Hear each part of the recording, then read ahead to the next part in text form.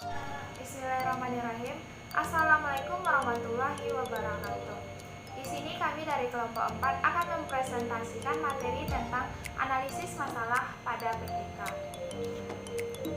Kami beranggotakan saya sendiri sebagai moderator, Aita Almatia sebagai pemateri, Dwi Sonia Putri sebagai pemateri, Paul Rozi sebagai pemateri, Safarina Hasifah sebagai pemateri, dan yang terakhir yaitu Gazi Jatputra sebagai pemateri. Selanjutnya, materi yang pertama yang akan saya jelaskan, yaitu tentang pertanyaan dalam menganalisis masalah PTK. Kegiatan menganalisis masalah dalam penelitian tindakan kelas atau PTK merupakan langkah yang harus dilakukan guru setelah melakukan identifikasi masalah.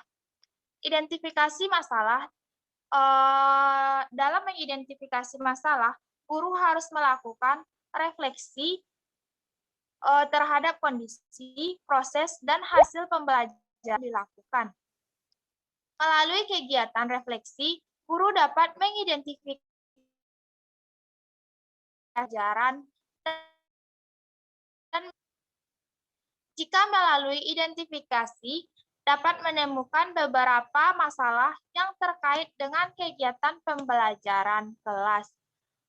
Maka analisis bertujuan agar masalah tersebut menjadi lebih jelas dan dapat menduga faktor-faktor dari penyebabnya. Guru sebagai peneliti selanjutnya perlu melakukan analisis.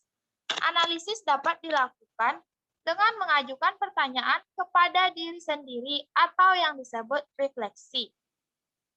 Dan dapat pula mengkaji ulang berbagai dokumen seperti pekerjaan siswa, daftar hadir, atau daftar nilai, persiapan mengajar, atau bahkan mungkin bahan pelajaran yang kita siapkan. Selanjutnya yaitu tujuan analisis masalah.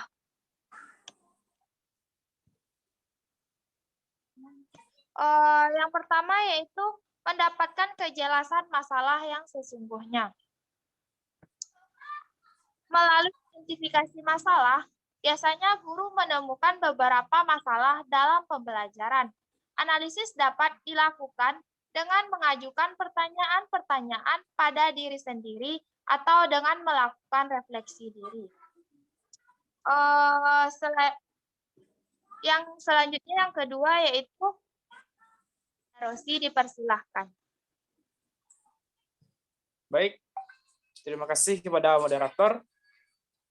Materi selanjutnya yaitu tujuan analisis masalah yang kedua, menemukan kemungkinan faktor penyebab. Dengan melakukan analisis masalah secara cermat, di samping dapat menjadikan masalah semakin jelas serta spesifik, juga sekaligus dimungkinkan menemukan faktor-faktor penyebab munculnya masalah tersebut. Yang ketiga, kadar permasalahan. Untuk membantu mempertajam analisis masalah, guru dapat menganalisis beberapa komponen berikut. Yang pertama, menganalisis daftar hadir siswa. Kedua, menganalisis daftar nilai siswa. Menganalisis tugas-tugas yang diberikan kepada siswa. Dan yang ketiga, menganalisis balikan atau feedback yang diberikan guru terhadap pelajaran siswa. Sekian materi dari saya kembalikan kepada moderator. Terima kasih kepada Saudara Rosi. Materi selanjutnya akan disampaikan oleh Safa. Kepada Safa. Baiklah, terima kasih moderator. Selanjutnya saya akan menyampaikan materi selanjutnya tentang hipotesis tindakan. Merumuskan hipotesis tindakan. Nah, dalam PTK digunakan istilah hipotesis tindakan. Hipotesis merupakan jawab sementara atas rumusan masalah yang telah diajukan. Hipotesis tindakan adalah dugaan sementara mengenai keberhasilan tindakan untuk mengubah atau mengatasi masalah yang diangkat dalam penelitian. Perumusan hipotesis penelitian merupakan langkah lanjutan setelah peneliti mengemukakan landasan teori dan kerangka berpikir. Artinya, bahwa pendugaan mengenai keberfungsian tindakan untuk mengatasi masalah didasarkan pada hasil kajian secara teoristik. Dengan demikian, pendugaan tidak asal dilakukan, akan tetapi memiliki dasar ilmiah yang dapat dipertanggungjawabkan. Kemudian dalam penelitian tindakan kelas, rumusan hipotesisnya bukan hipotesis tentang perbedaan atau hubungan antar variabel, melainkan hipotesis tindakan. Nah, rumusan hipotesis tindakan ini memuat tindakan yang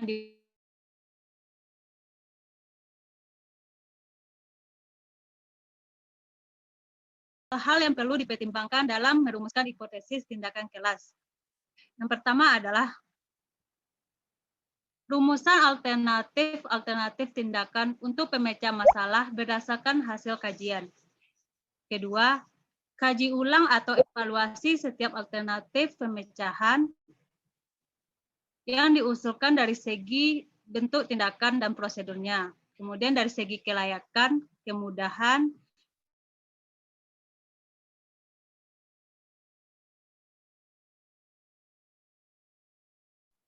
hal yang ketiga adalah pilihlah alternatif tindakan dan prosedur yang dinilai paling menjanjikan hasil yang optimal dan dapat dilakukan oleh guru sesuai dengan situasi dan kondisi. Kemudian yang terakhir yaitu tentukanlah langkah-langkah untuk melaksanakan tindakan serta cara-cara untuk mengetahui hasilnya. Baiklah, sekian dari saya kembalikan kepada moderator. Terima kasih. Baiklah, terima kasih kepada Saudari Safa. Materi selanjutnya akan dijelaskan oleh Sonia. Kepada Sonia dipersilakan. Baiklah, terima kasih kepada moderator. Di sini saya akan melanjutkan materi yang disampaikan oleh Saudari Safa. Selanjutnya yaitu hal yang perlu dilakukan guru dalam menyusun hipotesis tindakan. Yang pertama yaitu merefleksikan pengalaman sendiri sebagai guru. Yang kedua, diskusi dengan rekan sejawat, pakar pendidikan, peneliti.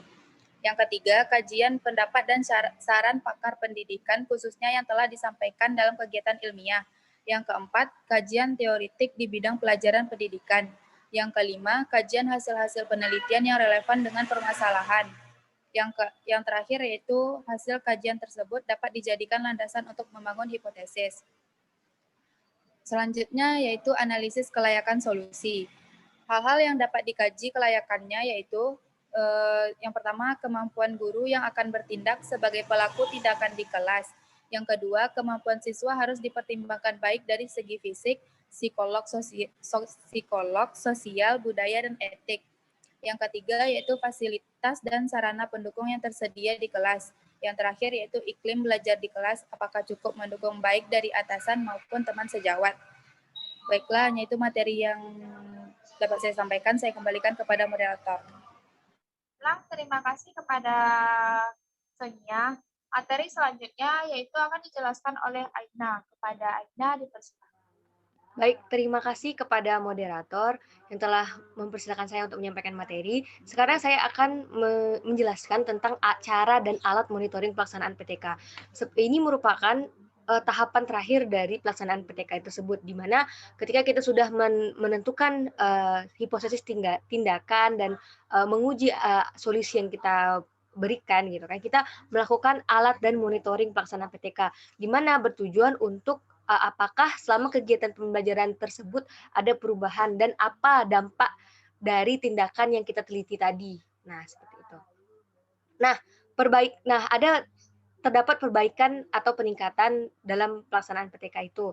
Yang pertama adalah kita dapat melihat kesiapan siswa untuk menerima pembelajaran, frekuensi kehadiran, terus kemampuan menggambarkan nalar siswa, terus berpartisipasi dalam proses belajar mengajar, dan yang terakhir adalah penyelesaian tugas-tugas baik secara individual dan tugas-tugas kelompok, di mana dari indikator-indikator ini kita bisa lihat, oh ternyata siswa ini seperti ini, oh ternyata dengan cara ini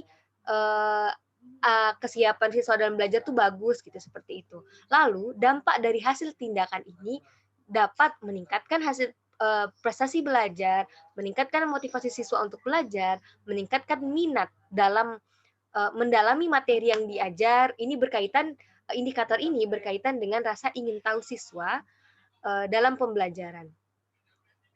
Nah, selanjutnya adalah meningkatkan kemampuan analisis dan daya pikir kritis, dan yang terakhir adalah hal-hal lain yang mempunyai dampak langsung maupun tidak langsung.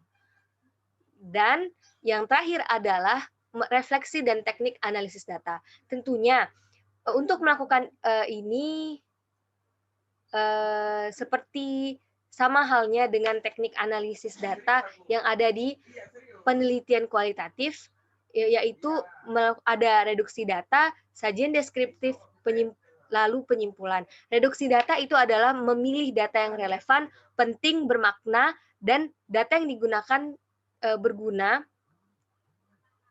dan data yang digunakan berguna untuk menjelaskan hasil dari pendidikan kelas tadi.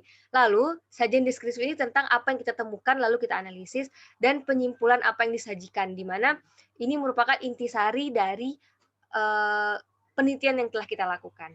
Mungkin sekian dari saya kembalikan kepada moderator. Baiklah, terima kasih kepada Aina. Materi yang terakhir akan dijelaskan oleh Gazi. Kepada Gazi dipersilakan. Refleksi dan teknik analisis data. Untuk melakukan analisis terhadap data kualitatif tersebut, model analisis dari Miles dan Habermas 1984 dapat digunakan. Ada 3 tahap pokok, yaitu 1. Reduksi data. Peneliti memilah data yang relevan, penting, bermakna, dan data yang tidak berguna untuk menjelaskan tentang apa yang menjadi saran analisis. Yang kedua, sajian deskriptif tentang apa yang ditemukan dalam analisis. Yang ketiga, penyimpulan apa yang disajikan. Kesimpulan merupakan intisari dari analisis yang memberikan pernyataan tentang dampak dari PTK yang dilakukan maupun efektivitas proses belajar mengajar. Terima kasih kepada Saudara Gazi. Baiklah, terima kasih. Kami dari kelompok 4 pamit undur diri. Assalamualaikum warahmatullahi wabarakatuh.